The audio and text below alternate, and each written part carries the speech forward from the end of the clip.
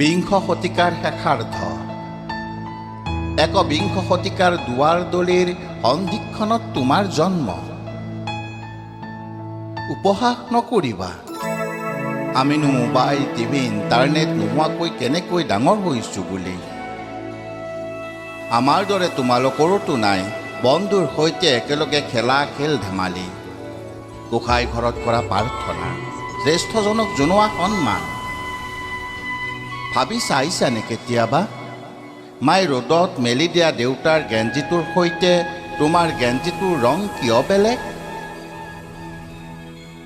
পাৰিছানে উপলব্ধি কৰিব কেতিয়াবা বাৰীৰ চুকৰ পৰা চকুৰে মনিব নোৱাৰালৈকে চাই থকা দেউতাৰ সেই অশ্ৰুসিক্ত ভৰা কৰুণ চাৱনি? নিজকে সোধা, এয়াই নেকি জেনেৰেশ্যন গেপ? তুমি কৈছিলা শিক্ষক কেৱল এটা বৃত্তি নহয়, জীৱনৰ এটা গতি। জীৱনৰ গতিক তুমি এইটো ৰুদ্ধ কৰা নিৰ্যাতনেৰে প্ৰাপ্যখিনি বিচাৰিলে মই দমোজাত পৰোঁ। মই মানৱ সম্পদ গঢ়া শিক্ষক নে প্ৰাপ্যখিনিৰ বাবে সংগ্ৰাম কৰা আন্দোলনকাৰী? কোনোবাই ঠিকেই কৈছিল, দুখীয়া হৈ জন্মগ্ৰহণ কৰাটো পাপ নহয়, দুখীয়া হৈ মৃত্যুবৰণ কৰাটোহে পাপ। মই ৰিক্সা চালক, মই ফুটপাথৰ পাচলি বেপাৰী, মই তুমি বনোৱা কলঘৰৰ নৈশ প্ৰহৰী, মই দুবেলা দুমুঠিৰ বাবে খেতিপথাৰত কাম কৰা দাৱনী। সেয়া মই অতীতৰ, এয়া মই বৰ্তমানৰ। স্বপ্না বৰ্মন, যমুনা বড়ো, হৰভজন সিং, মেৰী কম। মোৰ ভিন্ন নাম, ভিন্ন সময়ত। তুমিতো জানাই বোকাতেই পদুম ফুল ফুলে। তুমি কৈছিলা গ্ৰন্থ সভ্য সমাজৰ দাপোন, উৎকৰ্ষ সাধন আৰু জ্ঞান অন্বেষণৰ বিশাল ক্ষেত্ৰ। কি বুলি উত্তৰ দিবা তুমি প্ৰযুক্তিগত বিশ্বত উন্মাদনাই যেতিয়া প্ৰশ্ন কৰিব গ্ৰন্থ কিনাৰ প্ৰয়োজন কি বুলি? মই কম, গ্ৰন্থ শৰীৰবিহীন আত্মা। ছপা ৰূপত বা অশৰীৰী ৰূপত মই সদায় তোমাৰ সৈতে আছোঁ। গ্ৰন্থ মই কেতিয়াবা ছপা ৰূপত, কেতিয়াবা ডিজিটেল মাধ্যমত।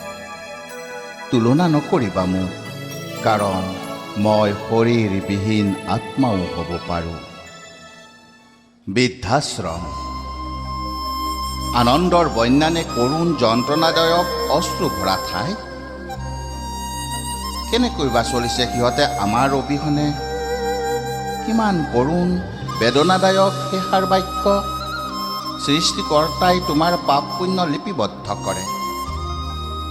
যেতিয়াই তুমি তোমাৰ বৃত্তৰ পৰা বাহিৰ কৰি দিয়া তোমাৰ বৃদ্ধ পিতৃ মাতৃ। মই মূলা গাভৰুও হ'ব পাৰোঁ, মই লাচিত হ'ব পাৰোঁ। আছে হেংদাং ৰোৱা নাই, ল'লে হেংদাং ৰক্ষা নাই। যদি তুমি বাধ্য কৰা ইচ্ছা মৃত্যুক আঁকোৱালি লোৱাৰ বাবে, তোমাৰ ঋণ মই ঘূৰাই দিম, কিন্তু সুদৰ নামত তেজ শুহিব নিদিম। তুমি আৰু মই একেদিনাই একে পদত চাকৰিত জইন কৰিছিলোঁ। মই যে সাধাৰণ শ্ৰেণীৰ, তুমি যে পিছপৰা শ্ৰেণীৰ। সেইবাবে তুমি অৱসৰ লৈছা অফিচাৰ হিচাপে আৰু মই সাধাৰণ কেৰাণী হিচাপে। তুমি সাজু থাকা, একবিংশ শতিকাত মই তোমাক প্ৰশ্ন কৰিম, কিয় লাগে পদোন্নতিত আসন সংৰক্ষণ? শুনিছোঁ এইবাৰ হেনো 5 জুনত বিদেশৰ পৰা আমদানি কৰা গছপুলি ৰুব বিশ্ব পৰিৱেশ দিৱসত। নহ'লে যে মই অক্সিজেনৰ মুখা কিনিব লাগিব তোমালৈ বিদ্যালয়লৈ যাওঁতে পিন্ধিবৰ বাবে। আমি কৰা ধ্বংস যজ্ঞৰ পৰিতাপ ভুগিব আমাৰ উত্তৰসূৰী প্ৰজন্মই। তুমি হাঁহিছিলা মই যেতিয়া কৈছিলোঁ চৰকাৰে এইবাৰ কৰ ফাঁকি দিয়াজনক জেলত দিয়াৰ পৰিৱৰ্তে পুৰস্কৃত কৰিব কৰ দিয়াজনক। তুমি কৈছিলা মই পৰিৱৰ্তনৰ নামত বহুৱালি কৰা নাইতো। সপোন ভাঙিলে হতাশ হয়, ভগা সপোনে বহুতক উত্তৰণ ঘটায়। আখৰৰ জোটনি পঢ়িব নজনা শ্বেক্সপিয়েৰ, অংকত ফেইল কৰা বেঞ্জামিন ফ্ৰেংকলিন, 10ম শ্ৰেণীত ফেইল কৰা আইনষ্টাইন, বিদ্যালয়ৰ পৰা বাহিৰ কৰি দিয়া বিল গেটছ, এওঁলোকেতো জীৱনৰ যুদ্ধত ফেইল কৰা নাই। তেনেহ'লে তুমি কিয় স্তব্ধ হৈছা?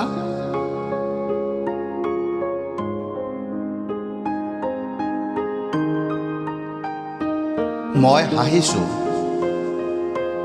বহু দীঘলীয়া লাইনত থিয় হ'লেও মই হাঁহিছোঁ, কাৰণ প্ৰথমবাৰ দেখিছোঁ তুমি কন্দা নোটবন্দীৰ বাবে। ধনৰ জখলাত উঠি উন্নতিৰ জয় গান গোৱা, তোমাৰ নিদ্ৰা হৰণ কৰিছে তোমাৰেই প্ৰিয় ধনে। বন্ধ। শাসনত থাকি বিৰোধিতা কৰা তুমি বন্ধ, বিৰোধীত থাকি সমৰ্থন কৰা তুমি বন্ধ। মইতো দুমুখীয়া নহয়, তোমাৰ স্থিতি জাহিৰ কৰিবলৈ মোক কিয় অলখনে ৰখা? মোৰ নাম ৰলি হালালা। তোমাৰ বিদ্যালয়ত যোৱাৰ বাবে সলাই দিলা মোৰ নাম। মই কৃষ্ণাংগ, তুমি শ্বেতাংগ। সেয়াই নেকি মোৰ অপৰাধ, যাৰ বাবে মোক ভোটাধিকাৰ নিদিয়া? মই কাৰাৰুদ্ধ হ'লেও বাকৰুদ্ধ নহয়। মই মেণ্ডেলা। প্ৰতিটো পাল তেজ থকালৈকে মই কওঁ, স্বাধীনতা মোৰ আজন্ম সত্য। তেওঁলোকে কয়, বিদেশত থকা বাবে আমাৰ হেনো ব্ৰেইন ড্ৰেইন হৈছে। জননী জন্মভূমি স্বৰ্গদপি গৰিয়সী। তুমিও কোৱা, ময়ো কওঁ, মোৰ নিজৰ ঘৰ এৰি আনৰ ঘৰত যাবৰ মন নাই। কেতিয়ানো বুজিব তেওঁলোকে?